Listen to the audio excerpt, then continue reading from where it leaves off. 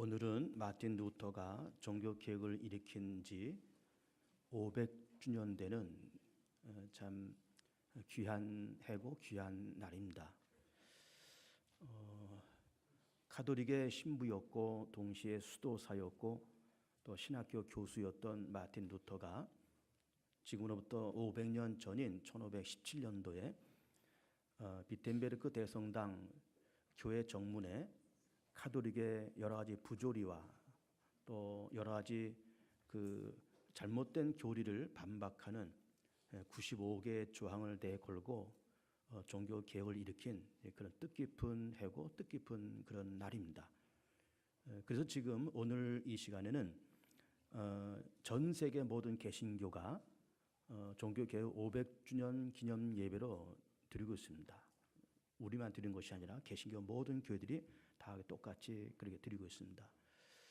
교회는 타락되지 말아야 되고 교회는 변질되지 말아야 되고 교회는 바른 진리와 또 바른 교리를 가지고 끝까지 가야 된다고 하는 그런 기치를 이어받아서 그 종교 개혁가들의 그런 정신을 이어받아서 교회는 참 세상 속에서 참 등불과 같은 등대와 같은 그러면서 그 본질과 순수성을 잃어버리지 않고 끝까지 가야 된다는 종교 개혁가들의 사상을 다시 한번 생각하는 그런 좋은 계절이 되었습니다. 교회는 어떻게 태동됐는가라고 하는 것을 성경적으로 보면 이렇게 시작이 됩니다. 예수님께서 우리를 위해서 십자가에서 죽으시고 부활 승천하시고 그리고 사도행전 2장에서 성령이 강림하면서 그러면서 그때부터 교회가 세워졌다 이렇게 봅니다. 그 유명한 베드로의 신앙 고백이 있습니다. 주는 그리스도시요 살아계신 하나님의 아들이십니다 라는 그런 고백을 했을 때 예수께서 하시는 말씀이 바요나 시몬아 내가 복이 있도다. 너는 이제 반석이니 이 반석 위에 내가 교회를 세우리라 그렇게 말씀을 하십니다. 그 베드로란 말 이름의 뜻이 반석이란 말입니다. 그래서 이제 카톨릭 교회는 예수께서 그렇게 반석 위에 세우시겠다. 베드로의 그 베드로라는 그 이름 위에 세우시겠다라고 하셨으니까 그래서 베드로의 무덤 위에다가 실제로 베드로 대성당을 짓고 그 위에 로마 교황청을 지었습니다. 이것이 카톨릭 교회가 마태복음 16장 16절을 해석하는 그런 관점이지만 우리 개신교의 관점은 조금 다릅니다. 우리의 관점은 주는 그리스도시요 살아계신 하나님의 아들이십니다라고 베드로가 고백했듯이 베드로라고는 하는 어떤 특정한 인물 위에 교회가 세워졌다라기보다는 베드로가 고백한 그 신앙 고백 위에 교회가 세워졌다. 우리는 그렇게 믿습니다. 그래서 똑같은 마태복음 16장 16절의 말씀이 카톨릭의 견해와 우리 개신교의 견해가 조금 다릅니다. 카톨릭의 견해는 베드로라는 어떤 구체적인 인물 위에 교회가 세워졌다 이렇게 보는 것이고 그래서 그들은 베드로를 초대 교황으로 그렇게 이제 모시고 있고 우리는 그 어떤 특정한 인물이 아닌 베드로의 신앙 고백 주는 그리스도시요 살아계신 하나님의 아들이신다라는 그런 고백 위에 우리 교회가 세워졌다 그렇게 해석을 하고 우리가 굳이 개신교 교인이고 개신교 목사라서 그런 건 아니지만은 그 개신교의 해석이 사뭇 성서적이고 올바른 해석이다 이렇게 봅니다. 그렇게 해서 사도행전 2장의 성령의 강림을 통해서 이제 교회가 세워지고 그러면서 교회는 예루살렘의 초대교회를 시작으로 해서 이제 교회가 만들어집니다. 사도들이 나가서 복음을 전하고 얼마 전에 십자가에서 죽은 그 예수 그리스도는 바로 하나님의 아들이시다. 그런데 그가 죽었던 걸 우리가 다 목격했지만 그는 죽은 지 사흘 만에 다시 부활하셨다. 우리가 그 부활에 대한 목격자고 증인이다. 그리스도께서 죽으신 것은 우리의 허물과 죄를 대신해서 담당해서 죽으신 것이고 그 안에 생명이 있고 그 안에 영생이 있고 그 안에 죄사함이 있고 그 안에 의로움의 권세가 있다. 그리고 말씀하신 것처럼 길이요 진리요 생명이니 예수로 말미암지 않고는 아버지께로 갈 자가 없고 우린 다 허물과 죄로 죽을 수밖에 없는 그런 인생이지만은 예수 그리스도를 믿고 영접하고 예수님의 십자가의 보혈을 통해서 죄사함 받고 하나님께로 갈 수 있는 길이 열린다. 이것이 이제 사도들의 그런 복음의 그런 요점이었고 그런 복음을 들었던 당시의 예루살렘 사람들이 꾸역꾸역 이제 교회로 몰려들고 또 그들에게 세례를 베풀고 그러면서 사도행전 말씀 보면은 하루에 3,000명 혹은 5,000명씩 교회에 들어오면서 그 예루살렘에 있는 초대교회가 급성장한 것을 우리는 볼 수가 있습니다. 그러면서 그렇게 초대교회가 급성장하면서 교회가 출발도 참 급성장했지만은 그 모습도 사뭇 아름다웠다라는 것을 볼 수가 있습니다. 그 초대교회의 아름다운 모습이 사도행전 2장 43절부터 이렇게 나와 있는데 이렇게 기록되어 있습니다. 사람마다 두려워하는데 사도들로 말미암아 기사와 표적이 많이 나타나니 믿는 사람이 다 함께 있어 모든 물건을 서로 동용하고 또 재산과 소를 팔아 각 사람의 필요를 따라 나눠주며 날마다 마음을 같이하여 성전에 모이기를 힘쓰고 집에서 떡을 떼며 기쁨과 순전한 마음으로 음식을 먹고 하나님을 찬미하며 또 온 백성에게 칭송을 받으니 주께서 구원받는 사람을 날마다 더하게 하시니라. 그러면서 정말 기쁨으로 교회가 모이면서 찬송하고 떡을 떼고 아름다운 그런 교제, 코이노니아의 그런 교제를 나눴다. 이렇게 그 아름다운 초대교회의 모습을 사도행전 2장에서 그렇게 말씀을 하시고 있습니다. 굉장히 건전하게 아주 순수하게 교회가 조직이 되고 또 교회가 그렇게 출발되었다 이렇게 보는 겁니다. 그런데 그렇게 교회가 모여지면서 이제 유대교와 로마 정부로부터 핍박을 당하면서 교회가 어려움을 당합니다. 그런데 그 핍박을 통해서 예수님의 제자들이 대부분의 제자들이 다 순교당하고 또 초대교회에 있는 여러 성도들이 순교당하고 또 옥에 투옥되고 교회가 와해되고 그 와중에 교회는 이제 지방으로 뿔뿔이 흩어지고 그러면서 소아시아 터키에서 예수 믿는 사람들이 그 핍박을 피해서 소아시아 내륙 깊이 들어가서 갑바도기아라는 그런 지역으로 피신해서 거기서 이들이 그렇게 지하 교회를 만들어서 거기서 신앙생활을 했던 겁니다. 로마에서도 교회가 이렇게 만들어졌지만 거기서 핍박이 심해서 지하 무덤인 카타콤베로 들어가서 거기서 이제 지하 교회에서 예배를 드리고 그런 일이 있었습니다. 그런데 그렇게 이제 교회가 성장되어 가면서 그들 핍박하는데 핍박하는 그 주체가 누군가면은 유대교와 로마 정부였습니다.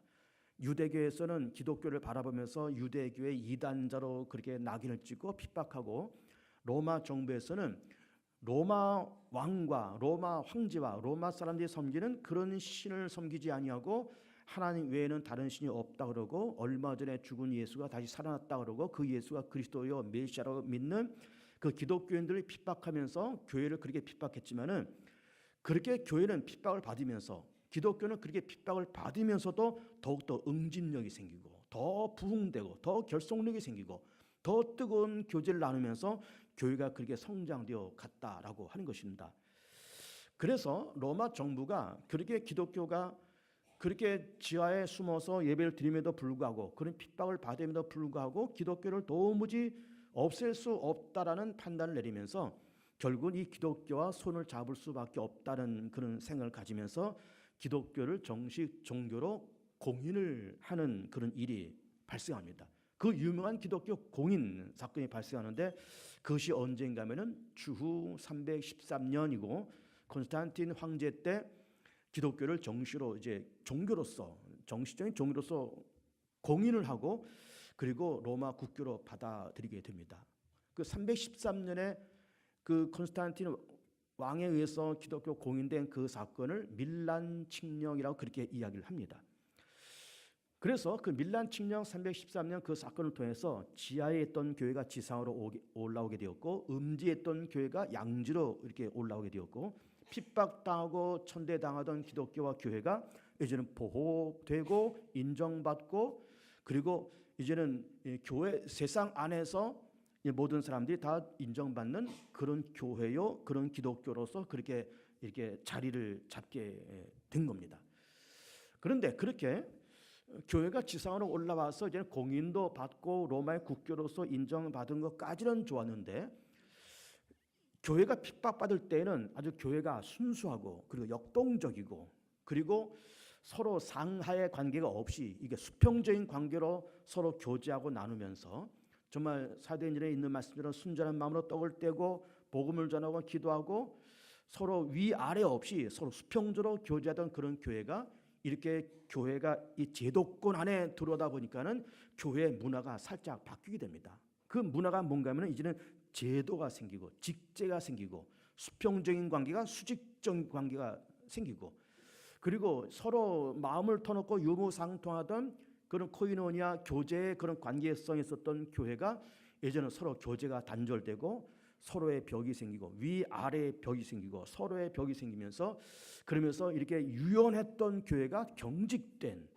그리고 수평적인 교회가 수직적인 교회로 이렇게 세워지면서 경직되고 제도적이고 그리고 어떤 직제에 얽매인 교리에 얽매인 그런 어떤 경직된 그런 교회가 되었다라고 하는 것입니다. 그러면서 그런 경직된 교회가 시간이 흘러가면서 이제 어떤 일이 벌어지는가 하면은 그 어려운 성경책이 라틴어로 기록이 되어 있으면서 이것을 라틴어로 기록되어 있으니까는 일반 사람들은 어려운 문자이기 때문에 그걸 제대로 읽지를 못합니다. 안 읽고 못 읽고 또 성경책이 그냥 평신도들한테 주어졌다 할지라도 이걸 읽지 못하는 겁니다. 그러니까 평신도들은 성경책도 없고 있어도 못 읽고 교회에서는 라틴어로 기록된 성경책을 신부들이 이걸 읽고 이거 어렵게 강의하기 때문에 성도들이 교회를 다니기는 다니지만은 예수를 믿는 감격이나 성령의 어떤 감동이나 말씀을 듣고 이해하는 능력이 부족해서 교회를 다니면서 신앙생활을 하기 위해서 교회를 다니는 것이 아니라 어떤 종교적인 의무로서 이제 교회를 다니게 되고 그러면서 어떤 그 경직된 카톨릭 교회 안에 이제 교회가 이게 점점 이게 경직되어 갔다라고 이렇게 보는 거죠. 거기다가 또 어떤 문제가 발생되는가 하면은 이제 카톨릭에서는 이제 고해성사라는 개념이 있잖아요. 우리 개신교 교인들은 우리는 이제 어떤 교리가 있는가 하면은 만인 제사장론 혹은 만인 사제론이라는 말씀이 있습니다. 그것이 뭔가 하면은 과거 중세 시대 때는 이 교인들이 자기가 죄를 지으면은 그 죄책감이 있지 않습니까? 그러면 이제 교회에서는 어떤 제도를 이제 만들었는가 하면은 고해성사라는 제도를 만들어서 죄가 있느냐, 죄책감에 사로잡히느냐, 그러면은 그 죄책감에 사로잡혀서 어려하지 말고 신부를 찾아가라. 그래서 신부에게 자기 죄를 고백하면 그러면 신부가 죄 사함을 선포해 줄 거다. 이런 고해성사라는 그 제도를 만들어 놓은 겁니다. 그러면서 이제 카톨릭 교인들이 자기가 어떤 크든 작든 죄를 지으면 이걸 가지고 신부한테 찾아가서 이런 죄를 졌다 고백하면 신부는 이걸 다 듣고 그래 내가 너를 용서하마. 그럼 그 죄 사함의 선포를 받고 집에 돌아오고 이렇게 했던 겁니다. 근데 그렇게 하면 또 좋겠는데 이것이 신부가 그 사람의 죄를 다 들으면서 그 죄라고 하는 것이 대부분 은밀한 죄일 것 아닙니까? 은밀하고 개인적이고 남들한테 발표하기 어려운 그런 문제들의 죄가 이제 사제들, 신부들이 다 듣고 이걸 또 누설하는 그런 일도 벌어지게 되는 거예요. 그런 막 어렵게 되고 야, 저 사람은 그런 죄를 저질렀대, 그런 실수를 저질렀대, 그러면서 혼돈이 생기고 그런 일이 벌어지는 그런 병폐가 있었던 겁니다. 근데 우리는 그런 것을 할 필요가 없는 겁니다. 여러분들이 무슨 죄가 있으면 뭐 목사한테 찾아오고 그럽니까? 그럴 필요가 없는 거예요. 내 죄를 내가 가지고 예수 앞에 나가서 주님 2000년 전에 십자가에서 모든 인류의 허물과 죄를 위해서 다 죽으셨고 그 부활하시고 승천하셨는데 내가 이런 죄가 있습니다. 그러면서 내 죄를 은밀한 죄가 되었던 어떤 죄가 되었던 큰 죄가 되었던 작은 죄가 되었던 자기 죄를 그리스도 앞에 내놓고 용서를 빌면 저는 미쁘시고 의로와서 우리 죄를 다 사하시고 우리 양털같이 흰눈같이 깨끗하게 씻어주시고 동시에 기억도 안 하신다는 거예요. 기억도. 그러니까는 우리가 죄가 있으면 이걸 뭐 굳이 목회자한테 가지고 와서 이 죄를 고백하고 누구한테 고백하고 그럴 필요 없이 내 죄의 문제를 가지고 내가 나가서 예수 앞에 나가서 고백하고 용서 받을 수 있는 이 만인 사제론, 만인 제사장론이 기독교 이 개신교의 정신인 겁니다. 그러나 종교 개혁을 하기 전에 카톨릭도 지금도 역시 카톨릭에서는 이 고해성사 제도가 있어가지고 죄를 가지고 사제 앞에 나가서 신부 앞에 나가서 이걸 고백하고 신부로부터 죄 사함을 선포받아야 그 문제가 해결이 되는 거예요. 그러다 보니까 늘 이제 사람들은 이 종교 개혁을 일으키기 전에 늘 사람들은 교회를 다니지만은 마음에 자유가 없고 죄책감이 있고 그리고 항상 무슨 죄가 있으면 그 신부를 찾아가야 되고 그러니까 일평생 그 신부한테 잡혀서 살아가는 거예요. 자기의 허물과 자기의 은밀한 걸 다 고백했으니 저 사람 그 신부하고 나하고 예를 들어서 어떤 인간관계가 틀어지면은 저 신부가 내 은밀한 죄 어저께 고백한 거, 작년에 고백한 거, 재전에 고백한 거 이거 다 불어버리면은 나는 이 교회에서 살아남을 수가 없는 거예요. 그러니까 늘 그 신부한테 잡혀서 살아갈 수밖에 없는 거예요. 사람한테 잡혀서 살아갈 수밖에 없는 거예요. 그런 폐단이 있었다 그 말이죠. 그리고 또 한 가지 그 당시에 이 카톨릭의 문제점은 뭔가 하면은 면죄부 사건입니다. 면죄부. 엊그저께 심야 기도를 하면서 제가 이제 설교를 하면서 그 연옥에 대한 얘기를 했습니다. 연옥.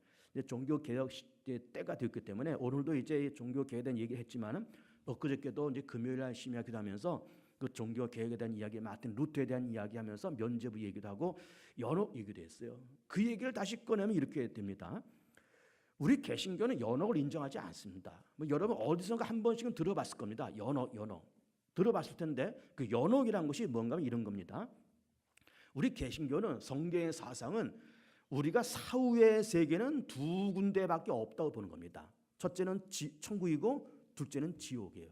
내가 예수를 믿고 거듭나고 새 사람이 되어서 성령 받은 하나님의 백성들은 죽음 이후에 부활되어 천국에 들어가서 영생 복락을 누린다고 그렇게 보는 것이고, 거듭나지 못하고 이 땅에서 죄를 지으면서 육신의 정욕, 안목의 정욕세에 살다가 믿음도 없이 이 세상을 떠나가면은 진노와 저주 가운데 지옥에 떨어져서 거기서 영벌을 받으면서 일생을 살아간다. 우리 그렇게 보는 거죠. 그래서 사후의 세계는 천국 아니면 지옥 두 가지밖에 없다라고 보는 것이 성경적이고 개신교는 그렇게 받아들이는 겁니다. 그런데 중세 시대의 카톨릭, 지금도 카톨릭에서는 연옥을 인정하는데 그 연옥이 뭔가 하면은 천국과 지옥의 그 중간 단계, 그것이 바로 연옥이라 이렇게 보는 거죠. 그럼 그 연옥은 누가 들어가는 것일까? 이 사람이 죽었는데 천국에 올라가자니 거듭난 사람 같지만 좀 덜 거듭나고, 성화된 것 같지만 좀 덜 성화되고, 천국에 보내기에는 조금 뭔가 부족한 그런 사람들, 또 그렇다 해서 지옥에 떨어뜨리자니 그래도 어쨌든 회생의 여지가 보이는, 뭔가 좀 천국에 들어가기는 부족하고 지옥에 보내기 좀 아까운 어중간한 사람들이 가는 것이 연옥이다 이렇게 보는 거죠. 근데 그거는 카톨릭의 사상이고 중세 시대 교회의 사상이고 우리 개신교는 그걸 인정하지 않습니다. 그런데 연옥을 만들면 누가 좋은가 하면은 목회자가 좋습니다. 당시의 카톨릭의 사제들, 우리 교회로 말한다는 목회자는 연옥이라는 것을 얘기하고 정말 연옥이 있다라고 그러면은 목회자가 좋습니다. 왜 좋은가 하면은 예를 들어서 누가 좀 교회를 전창게 나오는 사람이 있다고 쳐보세요. 전창게 다녀. 불렀어. A라는 집사가 있습니다. 부릅니다. 야, A 집사, 너 요즘 신앙생활 시원찮게 하네? 네 아버지가, 네 돌아가신 아버지가 지금 연옥에 계셔. 너 신앙생활 제대로 못하면 너 연옥에 있는 네 아버지 지옥으로 떨어진다. 또 반대로 말해서 너 여기서 열심히 신앙생활하고 주일 성수 열심히 하고 11조 열심히 내고 교회에서 주신 직분 소홀히 생각하지 말고 이거 열심히 감당하면 너 연옥에 있는 네 아버지가 됐든 어머니가 됐든 너 자식인 너의 헌신과 너의 봉사를 통해서 연옥에 있는 네 부모가 천국 간다. 이렇게 말할 수 있는 거예요. 실제로 지금의 카톨릭도 그렇게 말하고 중세 시대 교회가 그렇게 말을 했던 겁니다. 그러니까 목회가 상당히 쉽습니다. 목회자는. 예를 들어서 또 교회를 예를 들어 건축을 한다 그러면 건축이 뭐 이게 뭐 한두 푼 가지고 되는 겁니까? 적게는 수십억, 많게는 수백억을 가지고 성전을 지어야 되는데, 예를 들어서 어떤 사람이 있습니다. 좀 돈이 꽤 있는 사람을 불러서 아무를 불러서 자, 당신네 돌아가신 어머니가 아니면 돌아가신 뭐 아버지가 연옥에 계신데 건축원금 1억 내쇼. 1억 내면 하나님께서 어여삐 보셔서 연옥에 있는 당신 부모를 천국으로 뿅 하고 올려 보내실 것이요. 만약에 안 하면 연옥에 있는 당신 부모들 다 지옥으로 떨어질 거요. 건축원금 내라고 목사가 뭐 소리 지르고 뭐 피 터지게 설교하고 그러지 않아도 슬슬 연옥에 있는 그 부모를 빗대서 슬슬 협박하면 안 들을 사람 없는 거예요. 안 들을 사람 없습니다. 여러분 생각해 보세요. 아니 건축원금 1억 내서 연옥에 있는 아버지가 천국 간다 그러면은 없으면 못 내지만 있으면 내겠어요, 안 내겠어요? 내지요. 없어도 달러빚을 내서라도 그걸 내지요. 연옥에 있는 부모가 천국 간다는데, 우리 부모가 천국 간다는데 그 안 낼 사람은 어디 있습니까? 그러니까는 이 목회자의 입장에서는 연옥이 있으면 목회하기가 굉장히 쉽습니다. 굉장히 쉬워요. 카톨릭이 그것 때문에 연옥을 만든 것 같아요. 그래서 사제들이 목회가 쉽잖아요. 슬슬 협박해 가면서 너 재미없게 굴면 네 연옥에는 네 부모 지구로 떨어져. 너 재미없어. 잘해봐. 너 나한테 잘하고 교회한테 잘하고 열심히 헌금 많이 내봐. 그럼 연옥에는 네 부모 천국으로 싹 갈 거야. 그러면서 연옥을 빗대서 팔아먹은 것이 뭔가 하면 그것이 바로 면죄부라는 거예요. 면죄부. 그래서 면죄부를 팔면서 뭐 그것이 뭐 한두 푼이겠습니까? 뭐 1, 2만 원짜리는 아닐 거예요. 우리 돈으로. 절대로 1, 2만 원짜리 아니에요. 적게는 몇 백만 원, 많게는 몇 천만 원, 더 많은 수억 원짜리 면죄부를 팔면서 이거 사라. 이거 사면 네 연옥에는 네 부모가 숑 하고 천국 간다. 근데 지미아 씨도 제가 얘기했잖아요. 이만한 헌금꾀를 이제 놓고 헌금꾀 위에 구멍이 뚫려져 있을 것 아니에요. 그 구멍 뚫린 데서 동전을 넣든 지폐를 넣든, 그래서 예를 들어서 면죄부를 사고 면죄부를 산 그 동전을 그 헌금꾀 위에 구멍에다가 딱 떨어뜨리면 이게 숑 하고 헌금통 밑에 퉁 하고 떨어질 거 아니에요. 그 퉁 소리 나는 그 순간에 네 부모가 연옥에서 천국으로 숑 간다 이렇게 얘기했던 거예요. 진짜 그렇게 말했어요. 진짜. 지폐를 넣으면 지폐가 그 헌금깨 위에서 팔랑팔랑 하면서 떨어지면서 바닥에 툭 하고 떨어진 툭 소리 나는 그 순간에 연옥에는 네 부모가 뿅 하고 천국 간다. 이런 말을 그때 했던 겁니다. 실제로.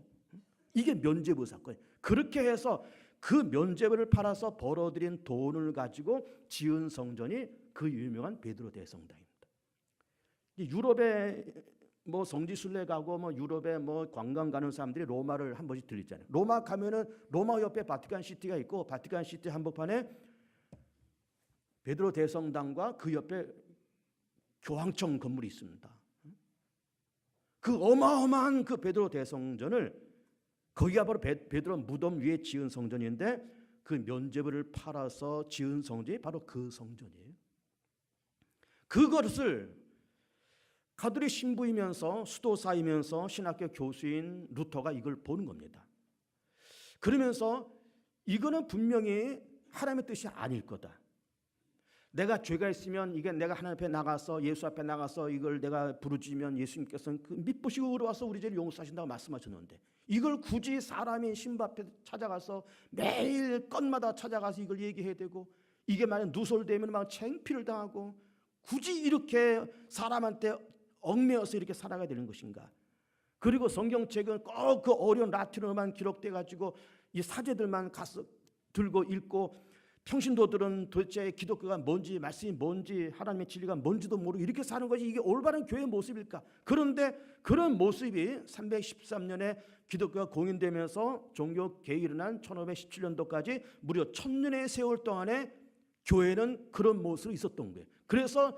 그래서 중세 시대를 암흑 시대라고 말을 하는 까닭이 바로 그렇기 때문에 그런 겁니다. 암흑 시대. 그러면서 루터에게 또 다른 하나의 고민이 뭔가 하면은 의에 대한 고민입니다. 내가 어떻게 하나님 앞에 의롭다함을 얻을 수 있겠는가? 이렇게 허물 많고 죄 많고 육체의 정욕 덩어리인 우리가, 내 자신이 어떻게 하나님 앞에 의롭다함을 얻을 수 있을 것인가? 그래서 이 의라고 하는 개념이 유대교에서는 율법을 열심히 지키고 행함을 통해서 의롭다 한다고 이렇게 보았고, 카톨릭에서는 선행과 자기의 치적과 공로를 통해서 의롭게 된다고 생각했고, 또 고해성사 이런 여러 가지 교회 여러 가지 제도, 여러 성례식, 그런 면죄부를 열심히 사고 그렇게 하면은 의롭게 된다라고 생각했는데, 그것이 아니라는 생각이 드는 겁니다. 이게 아닐 텐데, 그러면서 하나님이 정말 의가 무엇입니까? 어떻게 하면 내가 의롭다함을 얻을 수 있겠습니까? 라고 하면서 성전 계단을 무릎으로 기어 올라가면서 이런 고행을 하면 하나님께서 어떤 의의 세계를 나한테 보여주시겠지라고 하면서 그렇게 하다가 신학교 교수인 이제 마틴 루터가 자기는 라틴어로 읽을 수 있잖아요. 라틴어로 된 성경책을 주도 면밀하게 읽어보니까 로마서 1장 17절에 오직 의인은 믿음으로 말미암아 살리라는 말씀을 읽으면서 그렇구나, 사람이 의롭게 되는 것을 믿음을 통해서 의롭게 되는 거로구나. 면죄부를 사고 뭐 신부 앞에 가서 고해성사를 하고 무슨 율법을 지키고 행하고 자기 치적과 선행을 쌓고 그렇게 해서 의롭게 되는 것이 아니라 믿음을 통해서 예수 그리스도가 하나님의 아들이시오, 내 죄와 모든 인류의 허물과 죄를 대신하셔 담당하시고 십자가 죽으시고, 그러면서 예수 그리스도를 통해서 내가 성부 하나님을 만나고 성부 하나님을 소망하고 천국에 대한 소망을 가지고 나아가는 그 믿음을 통해서 우리가 의롭게 되는 거로구나라는 이 의의 개념을 깨닫게 되면서 면죄부를 파는 이 교회는 이건 잘못됐다고 하는 그런 사상을 95개, 95개 조항을 조목조목 써서 이거를 동료 교수들에게 다 나눠주면서 너희들 나와 함께 이렇게 면죄부를 파는 것이 옳은가? 이 95개 조항을 가지고 우리 한번 토론을 해보자. 그러면 이 문서를 전부 다 돌리고 대자보를 써서 비텐베르크 대성당 교회 정문에다가 이거를 딱 하고 들려 붙인 겁니다. 근데 사실은 마틴 루터가 그거를 대자보를 붙이고 자기 동료 교수한테 그 문건을 돌렸을 때 이것이 종교 개혁이 될지는 본인은 몰랐습니다. 사실은 이렇게 엄청난 파장을 일으키고 그러면서 여기서 개신교가 탄생될 거라고 하는 것은 본인은 몰랐습니다. 다만 교회가 변질되고 타락되고 면죄부를 팔면서 이렇게 교회가 부조리한 모습을 좀 바꿔보려고 몇 가지 문건을 만들어서 돌렸을 뿐인데 이게 엄청난 파장이 일어난 겁니다. 가톨릭 교회에서 이걸 좋아하겠습니까? 루터가 쓴 모든 문서, 모든 서적을 다 불태워버렸습니다. 그런데 또 비밀리에 만들어진 그 문서 95개 조항 이런 문서들이 독일뿐만 아니라 마틴 루터 독일 사람이거든요. 독일뿐만 아니라 유럽의 그 문건이 전부 다 퍼졌습니다. 로마 교황청에서 급하지 않습니까? 그러면서 그냥 루터가 쓴 서신과 책들 다 불태우고 그리고 루터에게 사형 선고를 내립니다. 그런데 기독교 그 교인들이 마틴 루터가 내어놓은 95개의 조항과 가톨릭이 하고 있는 이 면죄부가 이게 옳지 않다고 하는 글을 읽어보니까 그게 맞단 말이에요. 루터 신부가 주장하는 이 주장이 맞다, 옳다, 그렇지. 그러면서 사형 언도를 내린 것을 바라보면서 막 각국의 왕들과 여러 그 교인들이 이 로마 교황청에 대한 탈원서를 보내면서 사형은 면제받았습니다. 면제받았어요. 그러나서 루터는 그러면서 독일 귀족에게 보내는 편지, 또 교회의 바벨론 포로 이런 글들을 써가지고 그 글들을 유럽에게 보내면서 종교 개혁에 연한 불길이 그렇게 붙으면서 협력자들 칼빈, 지빙글리 이런 동력자들이 생기면서 개혁이 일어나면서 그러면서 개신교가 탄생이 된 거예요. 개신교가. 조금 전에도 말씀드렸듯이 교회는 처음에는 참 순수하게 그리고 아주 깨끗한 본질을 가지고 출발했습니다. 서로 순수한 마음으로 하나님을 찬미하고 떡을 떼면서 그러다가 교회가 핍박받으면서도 그렇게 교회가 순수성을 유지하다가 314년 밀란 칙령을 통해서 기독교가 지하에서 지상으로 음지에서 양지로 올라오면서 그러면서 어떤 제도권 안에 들어오면서 교회가 타락하기 시작합니다. 제도권 안에. 그러면서 중세 암흑 시대가 천년이 그렇게 흘러갔는데 그러면서 개신교가 1517년도 종교 개혁을 통해서 일어나고 지금 이 500주년의 시간을 우리 지금 지나오고 있는 겁니다. 사람도 그렇고 교회도 그렇고 사람은 전능한 존재가 아니기 때문에 온전한 존재가 아니기 때문에 사람도 시간 지나가면서 언제나 변질될 가능성이 있습니다. 교회는 5가지 본질이 있잖아요. 예배, 교육, 전도, 봉사, 침묵 이런 5가지 본질이 있고 교회는 에클레시아라는 이름을 갖고 있습니다. 에클레시아라는 말은 부름받은 사람들이란 말이에요. 죄가 가득 찬 세상, 사단이 공중곳을 잡은 그 세상에서 희망 없이 죄 가운데 허덕이는 그런 사람들을 성령께서 불러서 예수를 믿게 만들고 예수를 주님으로 고백하게 만들면서 하나님을 섬기는 구원받은 백성들의 공동체가 교회인 겁니다. 그래서 순수한 목적으로 교회가 출발되더라도 어디까지나 교회도 사람들의 집단이기 때문에 교회도 변질되고 타락될 가능성이 언제나 있습니다. 개인도 그렇고 교회도 그렇고 모든 공동체는 변질되고 타락될 가능성이 항상 있습니다. 항상 있습니다. 여러분 목사도 그런 위험성이 항상 있습니다.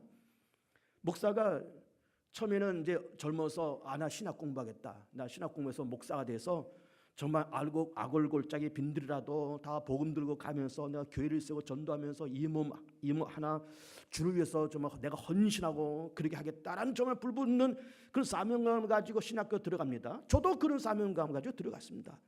근데 신학 공부하고 이제 MDB 마치고 THM 2년 마치고 전임 사역 마치고 목사고시 패스하고 그 목사 안수 받고 그다음에 전임 이제 부목사하고 또 담임 목사하면서 그러면서 10년, 20년 지나가면서 이 안정된 교회에서 우리 개봉중앙교회만 해도 안정된 교회잖아요.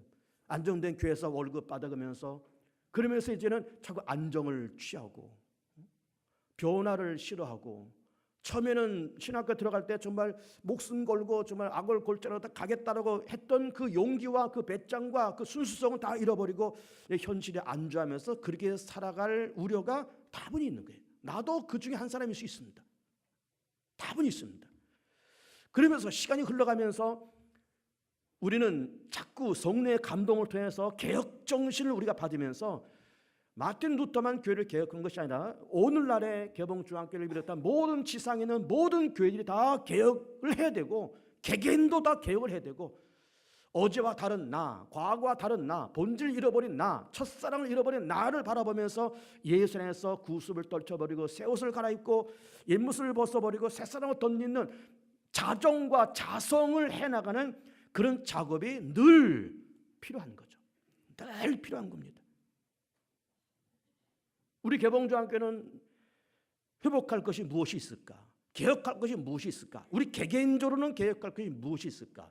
그러면서 우리가 종교개혁 500주년을 지나가면서 성령의 감동을 통해서 그런 걸 하나씩 발견해 보시기 바랍니다. 하나님이여 원하건대 주의 성령을 내게 보내셔서 종교개혁 500주년을 지나가는 이 마당에 주님 내가 변질된 것이 무엇이고 오늘날 주 안에서 개혁될 부분이 무엇이며 피로 값지고 사는 개봉중앙교회가 바꾸고 또 개혁될 부분이 무엇이며 본질을 잃어버린 것은 과연 무엇입니까? 가르쳐 주십시오라고 하면서 보이면서 보이는 것마다 용기를 내서 하나씩 고쳐나가고 본질을 회복하고 새롭게 거듭나는 그런 기회가 되었으면 좋겠습니다. 참 다행스럽고 감사한 것은 종교개혁 500주년 기념주일 예배를 드리는 오늘부터 우리는 부흥회를 시작합니다. 안산제일교회 원로 목사이신 고은 목사님께서 이제 오늘부터 갈대에서 말한다, 모래에서 말한다, 십자에서 말한다. 무엇을 말씀하시는지 참 기대가 돼요. 갈대에서 하나님이 무엇을 말씀하셨을까? 모래에서 무엇을 말씀하셨을까? 십자가에서 무엇을 말씀하셨을까? 정말 기대가 됩니다. 세 번의 부흥 집회 여러분 꼬박꼬박 참석하시면서 은혜 받으시고 그러면서 종교개혁 500주년을 지나가면서 이번 부흥회를 통해서 정말로 우리 스스로가 갱신되고 개혁되고 교회가 갱신되고 개혁되고 가정들이 갱신되고 개혁되고 여러분의 사업자가 직장들이 다 개혁되고 갱신되고 자녀들이 갱신되고 개혁되는 그런 은혜가 임하여 종교개혁 500주년을 지나가면서 안팎으로 개혁되고 새롭게 되고 본질을 회복하는 귀한 축복이 우리 모두에게 있게 되기를 진정 축복을 드립니다. 합심해서 같이 기도합니다.